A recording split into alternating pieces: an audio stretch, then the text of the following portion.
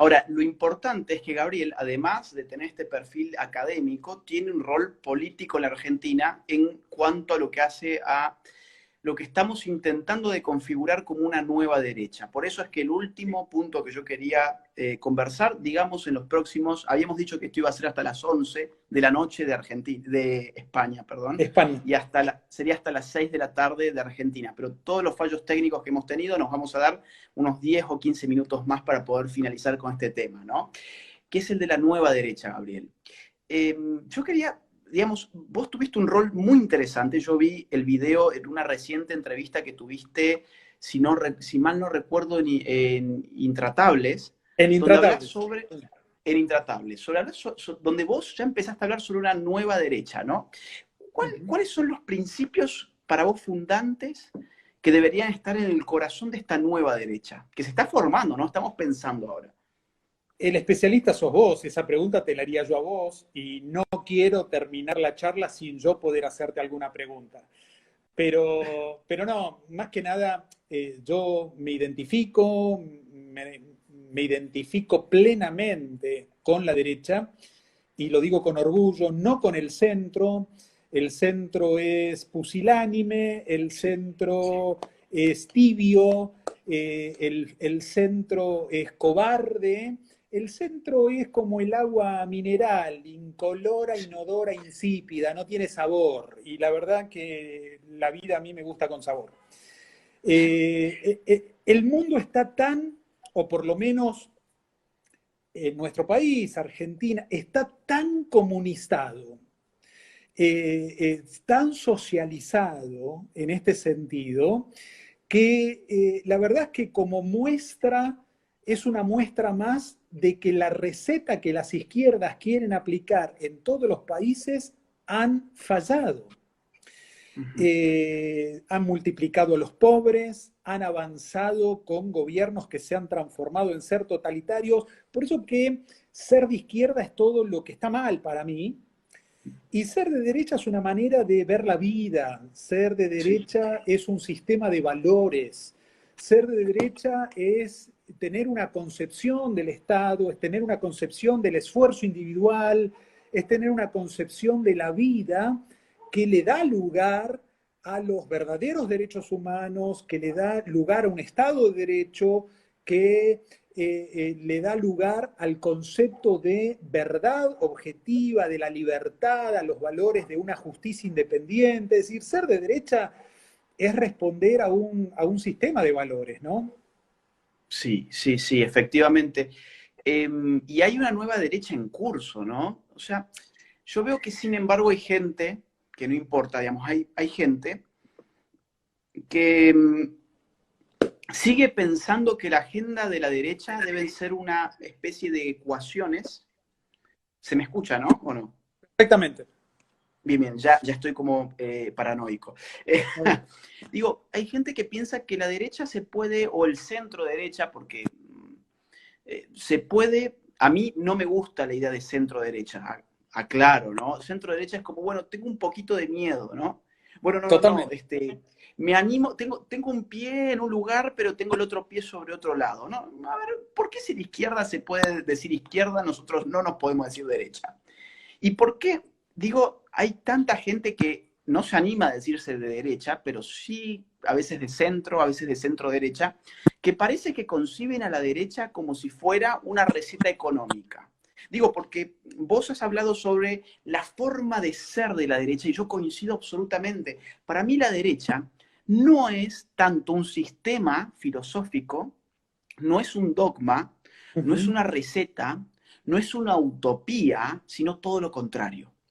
Exacto. Es realidad frente a utopía, es apertura frente a dogma y es frente a un recetario, yo te diría, un temperamento. Es una forma de ser. Uh Ser de -huh. derecha, antes que nada, es una forma de ser, Uh -huh. que va mucho más allá de tu posición política. Se vuelve político cuando pensás en términos de por qué sos así, por qué ya tenés un instinto hacia ese lugar. Vos sabés, hay un filósofo conservador que a mí me gusta bastante, que acaba de morir, murió hace 3 semanas, Uh -huh. británico, Roger Scruton, que él dice, yo me reconocí conservador en mayo del 68. Se ve que el tipo andaba por Francia y vio esos desmanes y vio dos bandos.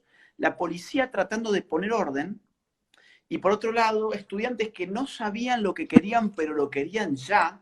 Esa fue una de las consignas de mayo del 68, ¿no? No Tal cual. sabemos lo que queremos, pero lo queremos ya. La imaginación al poder, por ejemplo, ¿no? Entonces, a él le desagradó, pero no porque tuviera un sistema, sino que, digamos, en su forma de ser, en su temperamento más íntimo, le generó un rechazo. Y ese rechazo inicial fue un chispazo que se convirtió en filosofía política. Y Roger Scruton, digamos, en los últimos, yo te diría, 30, 40 años, ha sido uno de los filósofos más importantes de la derecha conservadora. O sea, Ujú. yo creo que es así, ¿no? O sea, hay mucha gente que del otro lado puede tener un temperamento de derecha y que quizás no tiene una filosofía política y tampoco tiene por qué tenerla, sino que va encontrando posiciones a partir de informaciones, a partir de experiencias. La derecha es muy empírica, es muy de abajo hacia arriba. A la Ujú. derecha le importan los datos, no le importa la paja intelectual de la feminista deconstructivista, ¿no? Que se monta en un sistema imaginario. De Ujú. hecho, el padre, uno de los grandes padres de la derecha, que fue Edmund Burke, a cual siguió Alexis de Tocqueville en su respuesta, en su análisis a la Revolución Francesa, se quejaban justamente de los revolucionarios franceses que armaban mundos imaginarios literarios, digamos, en sus escritos novelescos, porque la realidad importa para la persona de la derecha. Ahora bien, Ujú. nosotros tenemos un desafío, que es decir, bueno, no podemos vivir de una vieja derecha que además tiene muchas fallas, ¿no? O sea, empezar a reconocer las fallas de la vieja derecha aristocrática, elitista, cerrada, en algún sentido sectaria, conflictiva religiosamente, ¿no? O sea, y eso, digo, vos y yo supuestamente estamos en religiones distintas, pero tenemos este diálogo que nos permite otra visión de lo político Y y hay otras personas que no. hay estereotipos que me parece que hay que superar desde lo dialéctico, ¿sí? Sí. Y esta carga semántica que tienen ciertos conceptos que a veces se pronuncian y son categorías que la gente no termina de entender.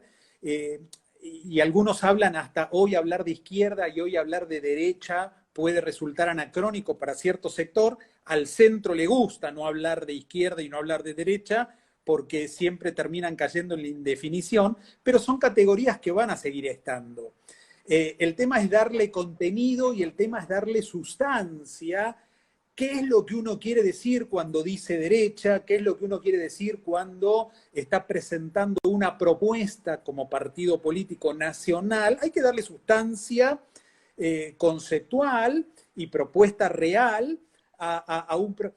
En este tiempo, Agustín, en Argentina veo que hay intentos de ciertos espacios de tendencia, por lo menos se autoperciben de derecha, que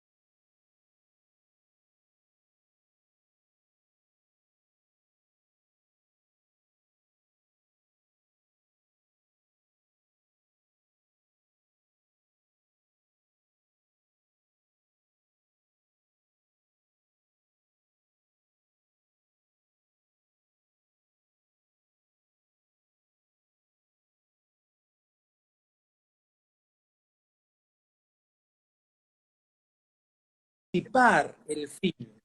De entrada, porque ellos como técnicos no ven el fin, no son pensadores, son técnicos. Y por otro lado, este sector de derecha liberal tiene que entender que sin patria y con aborto no se está dentro de la derecha. Sin patria y con aborto no se está dentro de la derecha. No. Es decir, la derecha también es un sistema de valores, ¿no? Que tiene que verse plasmado también a través de un plan económico, pero que no es eso solamente. Y te completo un poco para avanzar en nuestra conversación. Hoy en Argentina la propuesta que puede llevarnos a poder ver a una Argentina totalmente transformada es la propuesta de NOS. Yo veo no solo un plan económico, sino veo también una proyección con los valores que yo quiero defender y que vengo defendiendo, que son los valores constitucionales, que es volver a los valores fundantes que hicieron en un momento grande a nuestra querida Argentina. Yo encuentro en NOS, liderada por Juan José Gómez Centurión, un proyecto de país que puede ser sostenido en el tiempo y que puede ser el factor aglutinante de esta nueva derecha que necesitamos hacer crecer en el país para cambiar realmente en serio, para girar a un Estado y a un gobierno que de veras se encargue de los problemas de los argentinos y no que se encargue solamente de las cuentas personales de la dirigencia política. Mirá, vos sabés que yo introduzco estos diálogos que nunca se me ocurrió hacer realmente. O sea, a veces este tema del encierro, estar tan solo acá también en España, que a veces no es tan fácil, surgen cosas buenas, ¿no? Como esta. Y yo siempre introduzco, insisto, diciéndole a la gente, bueno, esto no es un momento para divertirse, ¿no? No es un momento como quien prende la televisión. No es para que acá tenga lugar el homo videns, sino, o sea, ese homo videns de Sartori, embrutecido, que consume espectáculo, que consume show, sino que esto es un espacio de formación. Hay que aprovechar esto mientras se puede utilizar esta tecnología, que como vemos cada vez se puede utilizar con más trabas, como estamos viendo, vamos a tratar de usarlo como, digamos, un medio de formación. Y veo que hay mucha gente que cuando te hacía, digamos, cuando te marcaba que estaba tomando alguna nota de lo que vos decías, mucha gente ponía, yo también estoy tomando nota.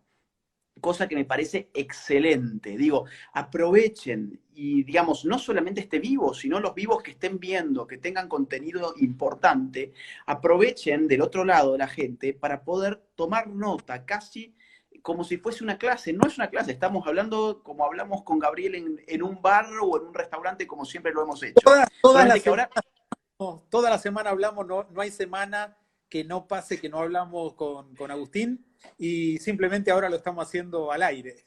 Y, digamos, frente a más de 1.100 personas que están escuchando del otro lado y muchas más que se han conectado y luego por todas estas fallas técnicas se pueden haber ido. Yo quiero tocar 3 puntos, claro, 4 puntos. Voy a empezar por lo más cortito. La referencia a Weber, sí, es sumamente interesante. Weber lo que dice es, al técnico le está dado de antemano el fin. El técnico no piensa realmente en el fin, sino que está dado de antemano. No hay una reflexión filosófica sobre por qué ese fin es el que tiene que ser adoptado, sino que se le dice, bueno, esta es tu meta, cumplido. Y ese es el papel del técnico. Weber lo describe como el científico, ¿no? Pero es el técnico, en definitiva. Y sí, yo creo que, por ejemplo, el liberalismo ha dado técnicos que son vitales para la derecha. Son vitales. ¿Por qué? Porque, por ejemplo, a ver, vamos a pensar en una mente excepcional como la de Javier Milei. Un gobierno de nueva derecha, lo primero que haría, yo creo, sería darle a Javier Milei, darle el Banco Central. ¿Sabes por qué? Porque vos sabés que Milei sabe que el Banco Central es un estorbo, que es el principal generador de inflación de la Argentina. Entonces, ¿qué va a hacer Javier Milei? Llega allí y lo destruye, porque tiene un conocimiento técnico. ¿Perdón? Con dinamita. Sí, aparte habría todo un show, seguramente, ¿no? O sea, habría ahí toda una puesta en escena rockera, sería excelente, o sea, sería algo, digamos, para hacer una película casi. Bueno, digo, él tiene un conocimiento técnico, sabe cómo se genera la inflación, cuál es el rol del Banco Central, cómo la emisión monetaria genera daños económicos enormes, como por ejemplo el que acabamos de ver, que es pasar de un dólar de 80 y pico a 112 pesos. ¿Por qué? Porque se amplió la masa monetaria en un 40% aproximadamente. Entonces, claro, los liberales tienen grandes técnicos, pero una nueva derecha no significa liberalismo simplemente. Una nueva derecha es algo realmente nuevo. Ujú. Entonces, vos además dijiste, el liberalismo económico precisa una alianza con otros espacios considerados dentro de la derecha. Yo coincido, y de hecho la experiencia histórica, Gabriel, nos indica que cuando el liberalismo económico ha llegado al poder, no ha sido de la mano de los progresistas, no ha sido de Ujú. la mano de una nueva izquierda con la cual Rothbard en los 60 pensaba que podía aliarse y después se dio contra la pared. No, no, no, no. Han Ujú. llegado con un, digamos, grupo de filósofos conservadores, gente que manejaba variables que no eran simplemente económicas, variables éticas, antropológicas, históricas, etnológicas, ¿no? O sea, filosóficas. Y, por ejemplo, vamos a ponerle nombre a todo esto que estamos diciendo, Ronald Reagan. Vamos a Ujú. poner otro nombre, Margaret Thatcher. Thatcher, exactamente, en el Reino Unido. Exacto. Bueno, ahora a mí me da gracia porque hay un cierto espacio libertario, digamos. Hay gente que supone que Margaret Thatcher era una especie de libertaria progre. No, no, no. Margaret Thatcher, a ver, íntima amiga de Pinochet, incluso Pinochet sin poder, o sea, ya encarcelado, Margaret Thatcher, digamos, expresó públicamente toda su lealtad para con su amigo Pinochet. O sea que no nos comamos estos cuentos liberprogres que no tienen ningún fundamento histórico. El liberalismo económico, cuando ha llegado al poder, ha llegado de la mano de la derecha. Caso contrario, ha fracasado estrepitosamente, como hemos visto en tantos países. Gabriel, ¿me escuchás? Perfectamente. Bueno, no, a ver, hice un mini comentario sobre algo que ya hemos hablado, que es sobre Margaret Thatcher, así que para que la gente se entere que no era la Liverprogre, que ahora se piensan que no, no, no, no, hay que estudiar historia. Segundo punto, o mejor dicho, tercer punto, un tema clave que vos dijiste. Hay gente que dice no hay que hablar de derecha o de izquierda, esos son conceptos de otras épocas, no nos permiten aprender, con H en el medio, la complejidad de lo político, no podemos conocer la complejidad de lo político si dividimos la arena política en solamente un segmento que tiene dos polos antitéticos. Derecha e izquierda configuran un segmento de dos polos antitéticos y lo político es algo mucho más complejo que derecho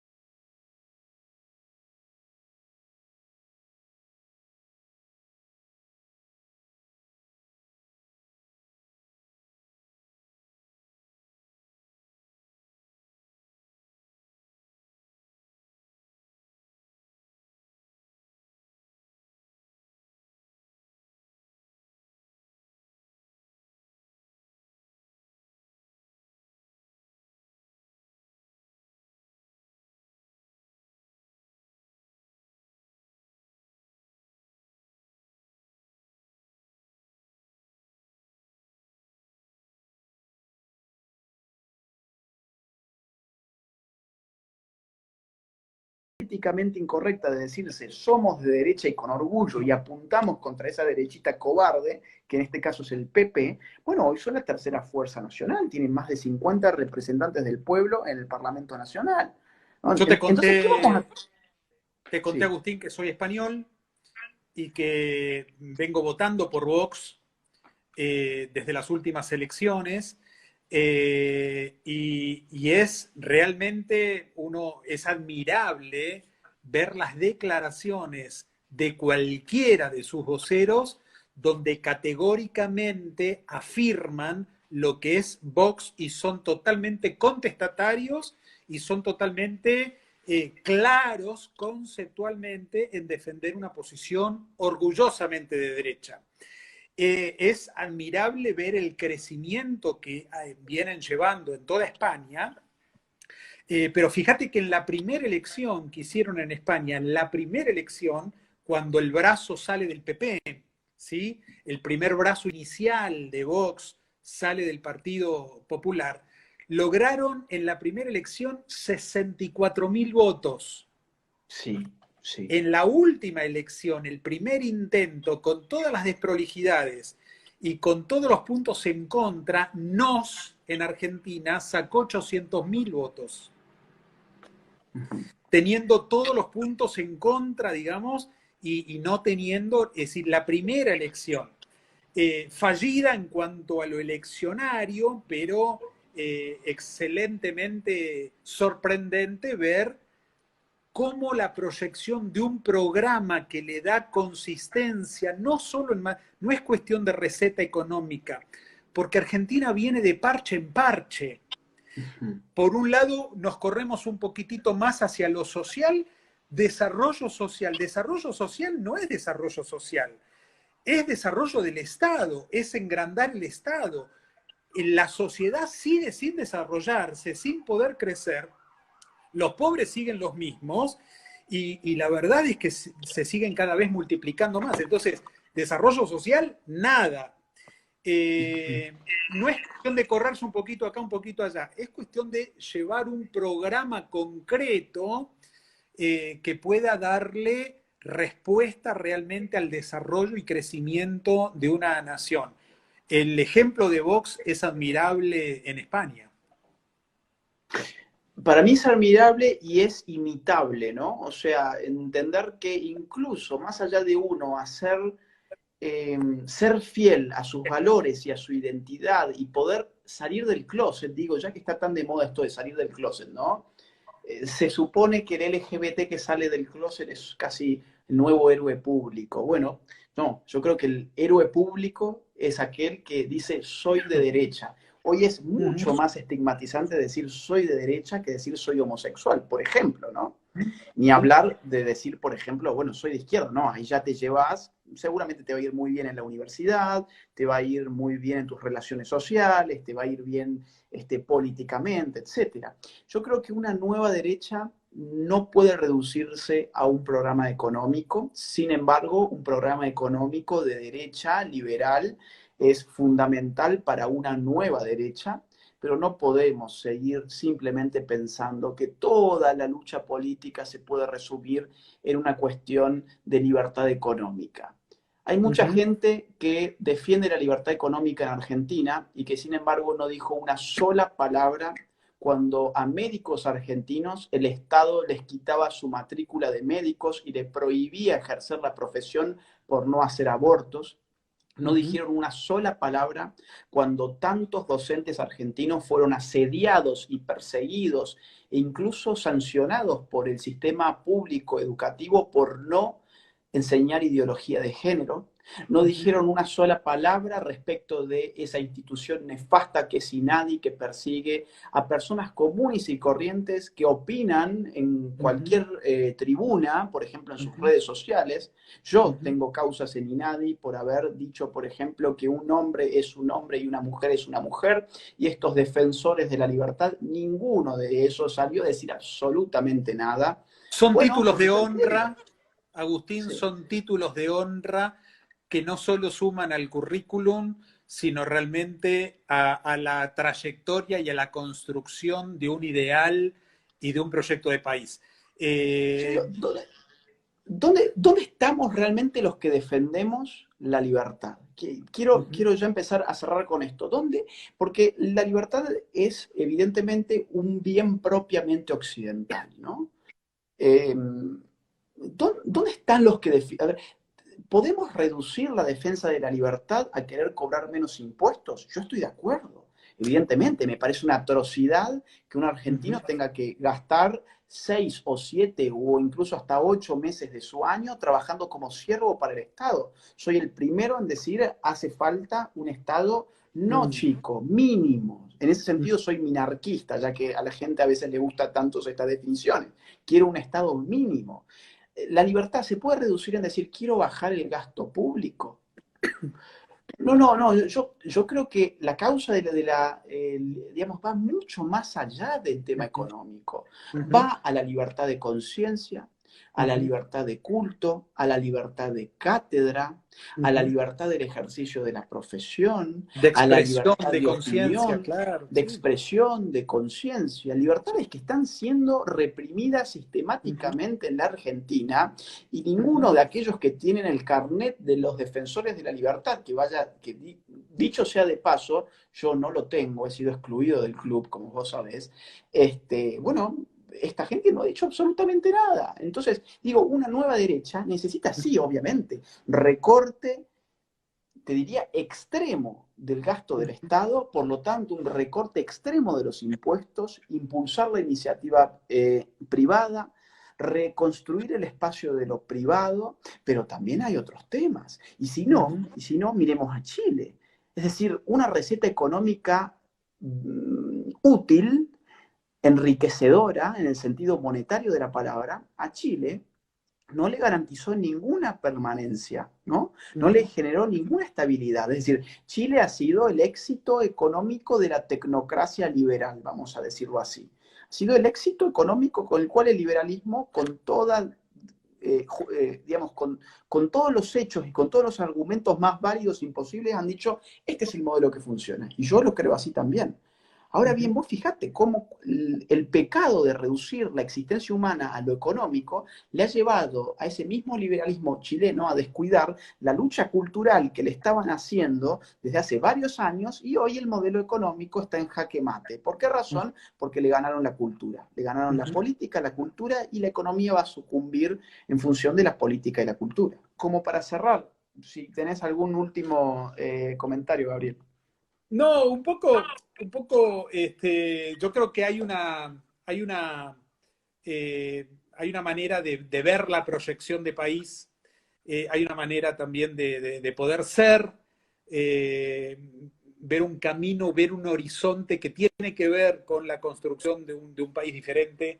Lamentablemente venimos de una tendencia permanentemente a ver cómo una sociedad se deteriora cada vez más, ver cómo que no hay respuesta desde el Estado a ninguna de las necesidades de la sociedad.